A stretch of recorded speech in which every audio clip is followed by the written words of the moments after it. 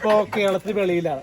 കാരണം സ്ട്രീറ്റിൽ നിന്ന് മറ്റേ നമ്മുടെ കോയമ്പത്തൂര്, ബാംഗ്ലൂര്, ഗുണ്ടൽപേട്ട്, പഞ്ചാബ്, കുർഗ്, മൈസൂര് അന്യഭാഷയുള്ള ആൾക്കാരോട് ഈ ഇവര് ഏത് ഭാഷയിൽ പറഞ്ഞു ബംഗാളികളെ കിട്ടും. ബംഗാളി പെണ്ണുങ്ങളുണ്ട്. അതാലും കുഴപ്പമില്ല. നമ്മളെന്തായാലും അടുത്ത വർഷം എന്തായാലും 25-26 വയസ്സിനുള്ളിൽ ഞാൻ ആ പഴയ ഒരു വീഡിയോ ഒന്നും കൂടി വീണ്ടും പറയാണ്. കാര്യം ഇവരെ കെട്ടുന്ന പെണ്ണിന് ഒരുപാട് ഭാഗ്യങ്ങളുണ്ട്.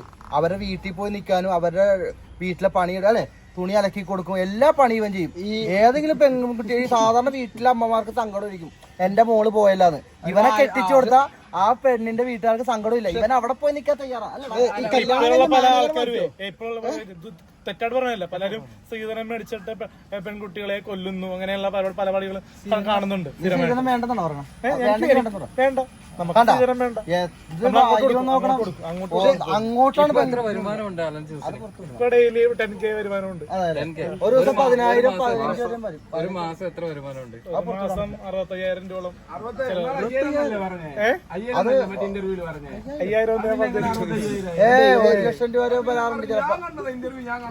ചെലവായി പോകുന്ന പൈസ, ചെലവായി പോണ പൈസ ആയിരിക്കും ഒരു ദിവസത്തെ.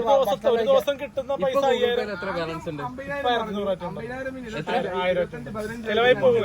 1000 രൂപയുള്ളൂ. 65,000 ബാലൻസ് ഉള്ള ആൾ. ബാലൻസ് അല്ല, ചെലവാണ് ഞാൻ പറഞ്ഞത്. 65,000 രൂപ ചെലവ്. അതെ, ഇപ്പൊ അണ്ണന് ക്യാൻസർ വന്നു കേട്ടു. അപ്പൊ അതിന്റെ ബാധിക്കുമ്പോ കമന്റുകൾ വന്നു, ഇനി അടുത്തത് അലിൻ ജോസ് പെരേര അടുത്ത അസുഖം നമ്മള് പിന്നെ എനിക്കിപ്പോ പല പനിയും ജലദോഷവും ഒക്കെ ഉള്ളത് ഞാൻ വിളിച്ചു പറയാറില്ല. എനിക്ക് പല അസുഖങ്ങളും ഉണ്ടാകാം, അതൊക്കെ അസുഖമില്ല.